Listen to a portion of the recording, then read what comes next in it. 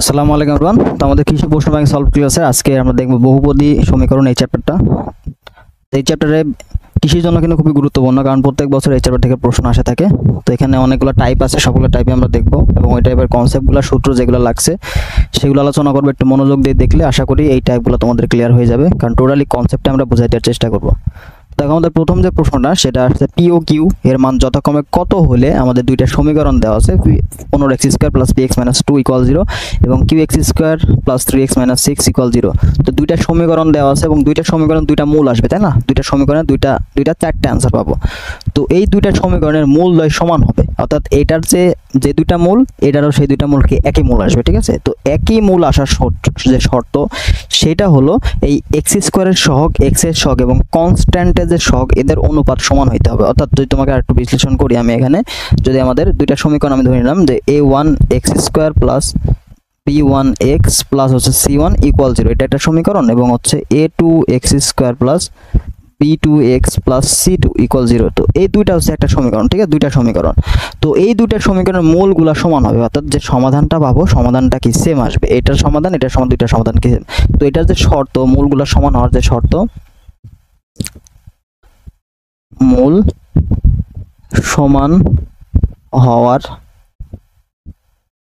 যে শর্ত সেটা হচ্ছে x² এর সহগগুলোর অনুপাত, তার মানে a1/a2 ইকুয়াল হবে হচ্ছে তোমার x এর সহগগুলোর অনুপাত b1/b2 ইকুয়াল কনস্ট্যান্টের সহগগুলোর অনুপাত c1/c2, ঠিক আছে? তো এই সমাধান সমীকরণ থেকে যে রিলেশনটা পাইলাম, এই রিলেশন থেকে কিন্তু আমরা p ও q এর মান বের করতে পারবো। তো আমাদের সমীকরণ কি দেওয়া আছে? 15x²। তো আমরা পাই, দেখো, সো আমরা অনুপাতটা এখানে অ্যাপ্লাই করব। দেখো x² সহগ কত? 15, আর এটাতে x² সহগ কত? q ইকুয়াল x এর সহগ কত? প্রথমটাতে p, দ্বিতীয়টা x এর সহগ কত? 3 ইকুয়াল প্রথমটাতে কনস্ট্যান্ট কত? -2, দ্বিতীয়টা কনস্ট্যান্ট কত? -6, ঠিক আছে? তাহলে এবার তুমি দুইটা কোণের সমাধান করতে পারো। প্রথমে একবার এটার সাথে এটা নাও, তাহলে কি পাবা? q এর মান পাবা।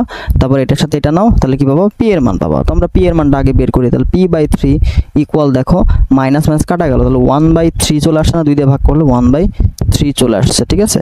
1/3 তার মানে 3 দেখো কাটা যাচ্ছে, তাহলে ওতে p সমান কত আসছে? p সমান কিন্তু আমাদের 3 চলে আসলো, তাই না? p এর মানটা আমরা অলরেডি পেয়ে গেলাম। এবার আমরা আসো q এর মানটা বের করি, ঠিক আছে? এবার আমরা কি করব? q এর মানটা বের করব। আমরা যদি q এর মান বের করি তাহলে আমরা কি লিখতে পারছি? এখানে দেখো 15/q, এটা ইকুয়াল কত? 1/3, তাই না? তাহলে এখান থেকে দেখো q ইকুয়াল টু কত? 3 × 45 না? 45। তাহলে তুমি অতএব মানটা কিন্তু অলরেডি পেয়ে গেলা, p এর মান q এর মান দুইটা পেয়ে গেছো। তাহলে p এর মান কত আসছে? 1 আসবে। এখানে আমরা এখন 3 লিখছি কেন? 3 কাটা যাবে, এখানে 1 আসবে। সেটা কত হবে? এটা হচ্ছে 1, ঠিক আছে? তাহলে অ্যানসার কত হচ্ছে? pq এর মানটা কত আসবে? pq এর মানটা তোমার আসবে হচ্ছে 1,45, ঠিক আছে? এবং এটা হচ্ছে আমাদের অ্যানসার। কই সি নাম্বার অপশন কিন্তু আমাদের কারেক্ট অ্যানসার, ঠিক আছে? তো তোমরা দেখতে পাচ্ছ সি নাম্বার অপশনে কিন্তু আমাদের এই যে 1,45 আছে। তো পরের প্রশ্ন আমরা চলে যাই। তো ইজিলি এই সূত্রগুলো জানলে তোমাদের কিন্তু অ্যানসার বের করা খুবই বেদনাদায়ক হবে না, খুব ইজিলি বের করতে পারবা। এবার দেখো k এর মান কত হলে x² + kx + 1 = 0 সমীকরণের মূলদ্বয় জটিল হবে। তো আমাদের যে দ্বিঘাত সমীকরণের সাধারণ রূপ সেটা আমরা কি জানি? এটা দ্বিঘাত সমীকরণ আমরা যদি লিখি, দেখো ax² + bx + c = 0। তো এটার সমাধান কয়টা আসবে বলো তো?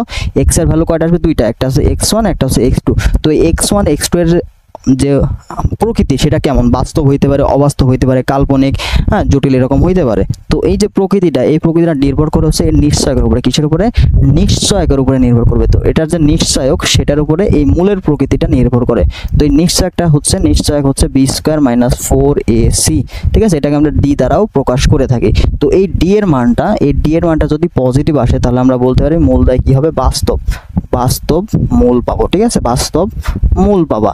আর যদি তোমাকে যদি বলে d এর মানটা ইকুয়াল 0, d এর মান যদি ইকুয়াল 0 হয় তাহলে আমরা কি পাবো? সমান মূল পাবো, ঠিক আছে? কি পাবো? সমান এবং পূর্ণবর্গ। যদি শর্ত বের করি তখন আমরা এই d = 0 বের করবো, ঠিক আছে? সমান এবং পূর্ণবর্গ হওয়ার শর্ত হচ্ছে এটা, ঠিক আছে? পূর্ণবর্গ এবং সমান হওয়ার শর্ত কিন্তু d = 0। এবং d এর মান যদি 0 থেকে ছোট হয় তাহলে দেখো d এর থেকে 0 ছোট হলে আমাদের অ্যানসার কিন্তু চলে আসবে হচ্ছে জটিল মূল, ঠিক আছে? অথবা অবাস্তব, ঠিক আছে?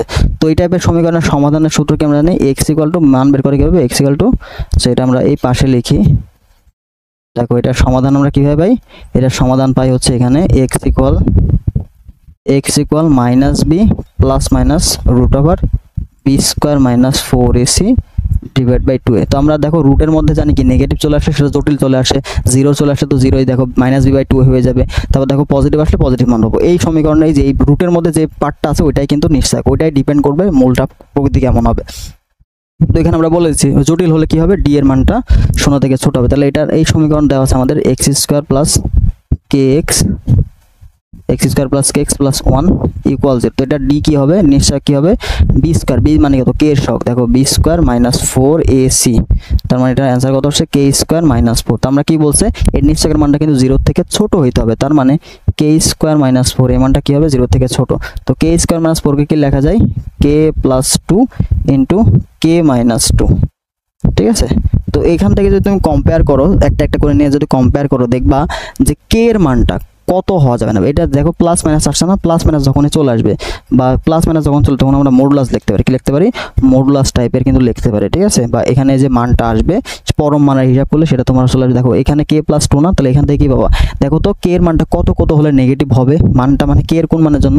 এখানে যদি তুমি কে এর মানটা দেখো এই সমীকরণে কে এর মানটা যদি -2 এর থেকে বড় বসাও, -2 এর থেকে ছোট বসাও, -2 এর থেকে এটা বড় বসালে তাহলে কি হলো, -2 -3 এর একটা মান মাইনাস চলে আসবে। আবার এখানে দেখো এই যে এখানে এই পার্টে কে এর মানটা তুমি যদি -2 এর থেকে ছোট মান বসাতে হয় সেক্ষেত্রে কিন্তু এখানে প্লাস চলে আসবে, তাই না, এখানে প্লাস চলে আসবে। তো যেহেতু এই মানটা একটু কম্পেয়ারিং হচ্ছে, তো এখান থেকে তুমি কিন্তু যে ভ্যালুটা পাচ্ছ সেটা কিন্তু লিখতে পারো কে, হ্যাঁ, পরম মানের হিসাব কিন্তু চলে আসবে, ঠিক আছে, কে পরম মানের হিসাব চলে আসবে, পরম মান এখানে 2 এরকম মান চলে আসবে। যদি এরকম চলে আসে তখন এটার অ্যান্সার চলে আসবে তোমার হচ্ছে -2 greater than k greater than 2, ঠিক আছে। তো এরকম ভ্যালু আসলে কিন্তু আমরা এইভাবে অ্যান্সারগুলো করে ফেলবো, বুঝতে পারছো, পরম মানের হিসাব নিকাশ চলে। যদি প্লাস মাইনাস দেখছো যে প্লাস মাইনাস একই সংখ্যা +-2, তখন আমরা -2 greater than k greater than 2 এরকম মান লিখতে পারবো, ঠিক আছে। এটার অ্যান্সার শর্টকাট যদি এরকম ঘটনা আসেই কে প্লাস এ ইন্টু কে মাইনাস এ এরকম ভ্যালু যদি আসেই তখন তুমি ডিরেক্টলি লিখবা -a থেকে কে বড় গ্রেটার দেন এ, ঠিক আছে।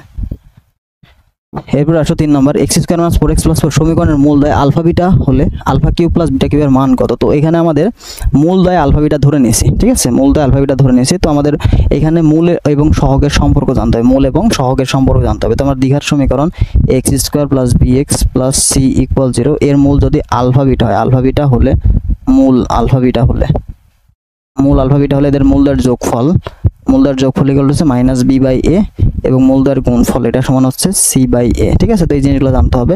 তো আমরা এই গিভেন ইকুয়েশন থেকে, গিভেন সমীকরণ থেকে আমরা কি পাবো বলতো, আলফা প্লাস বি সমীকরণ কি দেওয়া আছে, x² - 4x + 4 = 0 এবং সমীকরণের মূল দেওয়া আছে আলফা বিটা। তাহলে আমরা মূলদ্বয়ের যোগফলটা পাবো, মূলদ্বয়ের যোগফল সমান কত হচ্ছে -b/a, -b মানে কত, x এর সহগটা, তাহলে মাইনাস এখানে তোমার -4 ডিভাইড বাই হচ্ছে x² সহগ, তার মানে এখানে তুমি আলটিমেটলি 4 পাচ্ছ। তারপর তোমার কি হবে মূলদ্বয়ের গুণফল মানে কি c/a, c কত, কনস্ট্যান্ট ডিভাইড বাই 1, ঠিক আছে, আলটিমেটলি এটা কত আছে 4ই পাচ্ছ। ওকে, তাহলে এবার ভ্যালুটা বসাই দাও। তাহলে আমাদের বলছে কি alpha cube a cube plus b কিউবের সূত্র করতে হবে, alpha cube plus beta cube. তাহলে দেখো a কিউব প্লাস b কিউবের সূত্র আসছে না, তাহলে এটা কন্ডিশন কি হবে, a plus b whole cube minus 3ab into a plus b, তাই না, এরকম একটা মান তোমার চলে আসছে। তো এবার ভ্যালুগুলো বসাই দাও।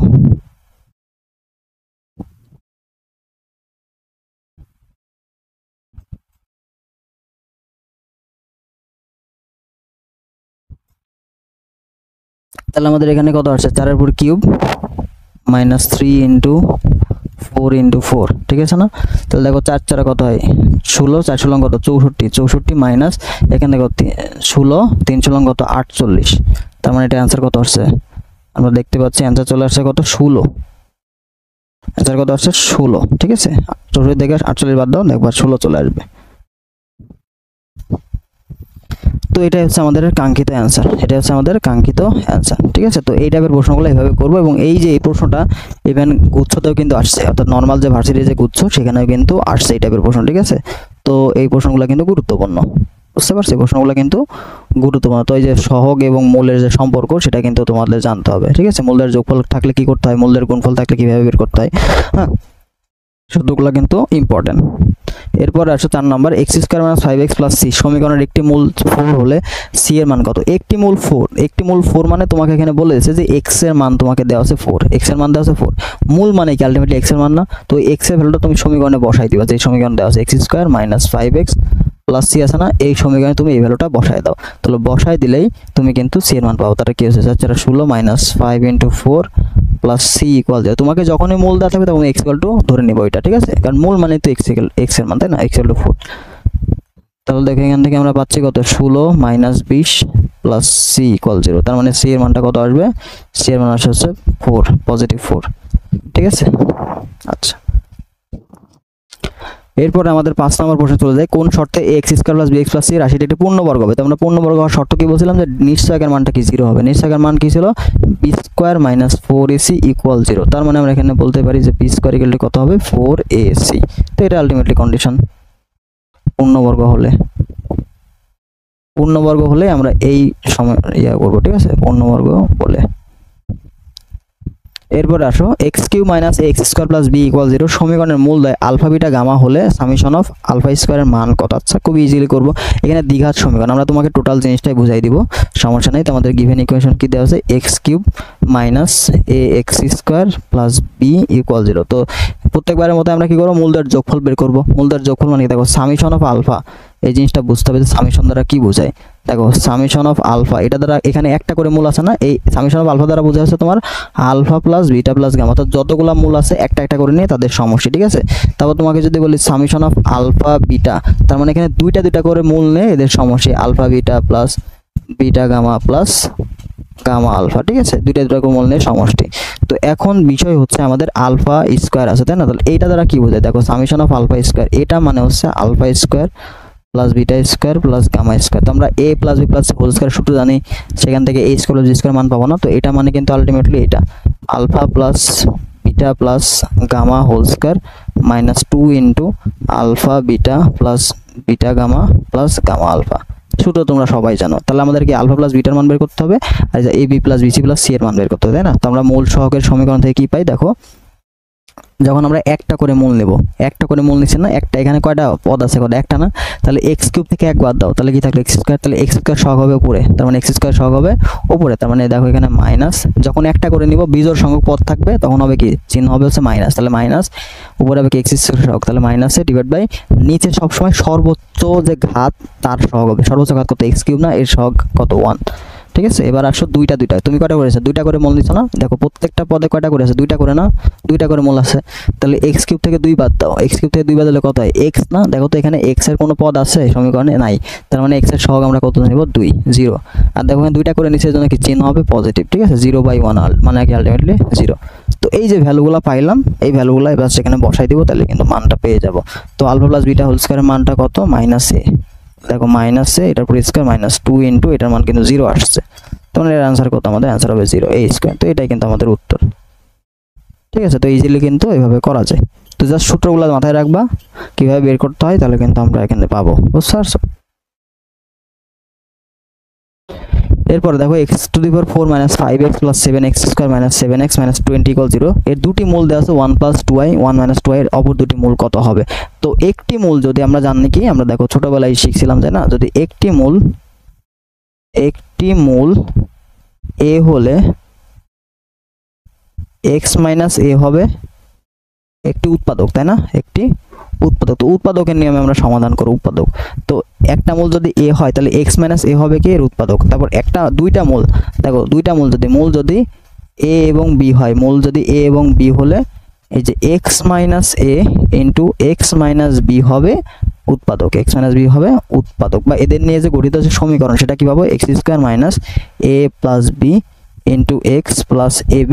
এই যে সমীকরণটা পাচ্ছি না, এই যে সমীকরণটা, এটাও কিন্তু একটা কি হচ্ছে, মূল সমীকরণের একটা উৎপাদক, বুঝতে পারছো।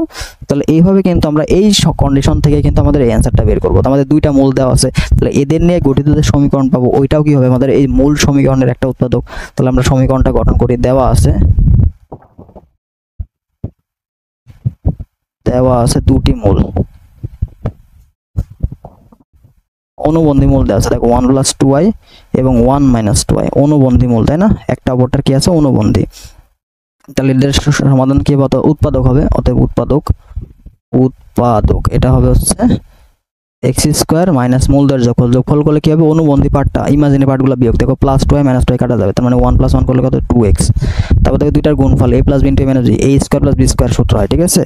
i স্কোয়ার মান মাইনাস মাইনাস প্লাস হয়ে যাবে, তাহলে 1 স্কোয়ার 2 এর পরিষ্কার মানে কত, 2 এর পরিষ্কার মানে 4, 1 মানে কত 5।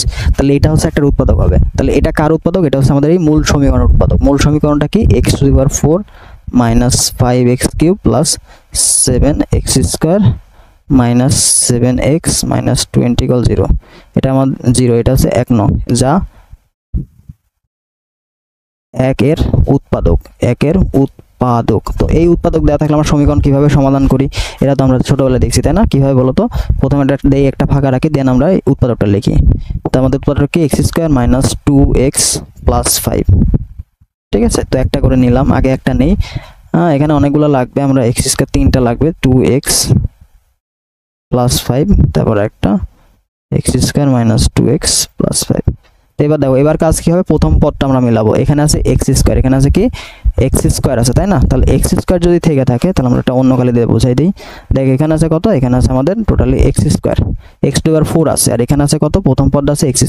তো এই x² কে কি দিয়ে গুণ করলে আলটিমেটলি x⁴ পাবো, আমরা যদি x² দিয়ে গুণ করি তাহলে কিন্তু x⁴ পাচ্ছি, তাই না? আমরা প্রথম পদটা মিলাবো, x⁴ মিলানো শেষ, এবার আমরা ভিতরে গুণ করে দেবো। তাহলে গুণ করে দাও, -2x³ হলো, তারপর দেখো +5x² হলো, ঠিক আছে, বাস মিলা ফেলাইছি।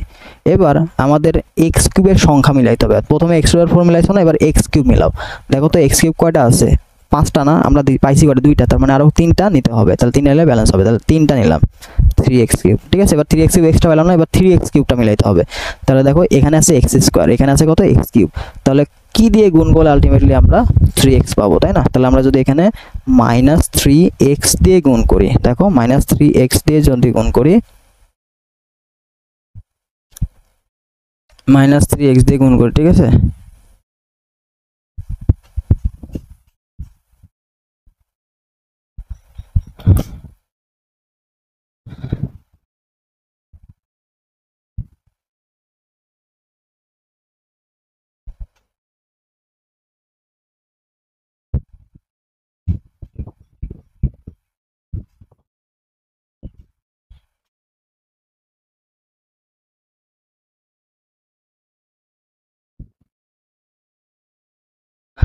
তো এখানে দেখো 3x মিলাই দিলাম, তাহলে 3x দিয়ে যদি গুণ করে দিই ভিতরে, তাহলে কি হচ্ছে 3x³ আমরা অলরেডি পেয়ে গেলাম। এবার ভিতরে বাকিগুলোর সাথে গুণ করে দাও, তাহলে প্লাস মাইনাস মাইনাসে প্লাস হয়ে গেল, প্লাস হচ্ছে 3 দুগুণে কত 6, তার মানে এখানে তুমি পাচ্ছ কত 6x²।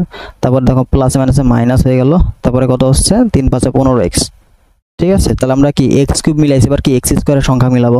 তাহলে দেখো x² কয়টা আছে, এখানে x² আছে 7x², আমরা পাইছি কত, আচ্ছা +x², ঠিক আছে। তাহলে আমরা এখানে কি করে দেব, মানগুলো বসাই দাও।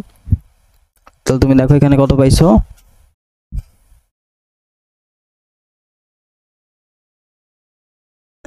এখানে আছে হচ্ছে আমাদের +7x², বাট আমাদের আছে কত, এখানে +7x² আমরা মিলাইছি, এখানে x³ -15।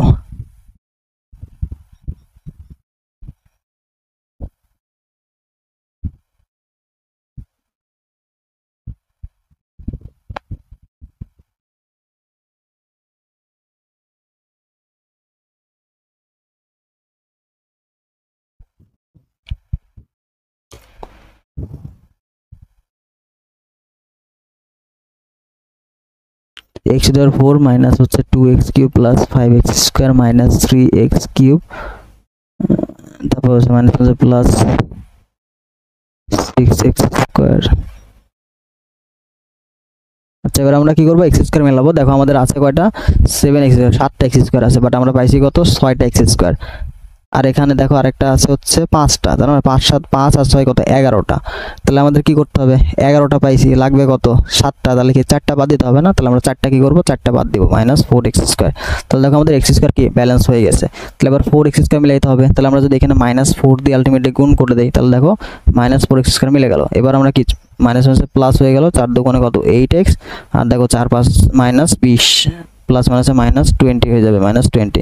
এবার তুমি ক্যালকুলেশন করে দেখো, দেখো সবগুলো মিলে গেছে। 8x আছে, এখানে দেখো 15x বিয়োগ করলে কত হয় 7x না, মিলে গেছে। তাহলে আমাদের কিন্তু আলটিমেটলি অ্যান্সার পেয়ে গেছি। তো যেটা কমন আছে এটা নিয়ে নিব, x² - 2x + 5, বাকি অংশ x² - 3x - 4, ইকুয়াল 0। তো আমরা তো এই x স্কয়ার মাইনাস 2x এটার সমাধান তো জানি, তাই না? আমাদের বাকি দুইটা এটা লাগবে, বাকি দুইটার সমাধান, তার মানে এই দুইটার সমাধান লাগবে। তাহলে এখান থেকে আমরা কি পাচ্ছি বলো তো? দেখো x square minus 3x minus 4 equal হচ্ছে 0। তাহলে আমরা এখান থেকে লিখতে হবে যোগ বিয়োগ করে মাঝখানেরটা গুণ করলে সেটা, তার মানে দেখো minus 4x plus x minus 4 equal 0। তার মানে এখান থেকে আমরা কিন্তু আলটিমেটলি সমাধানটা পাচ্ছি, x কমন এলে x মাইনাস 4, আর এখান থেকে মাইনাস, এখান থেকে তুমি যদি 1 কমন নাও প্লাস 1 কমন এলে x মাইনাস 4 চলে আসে।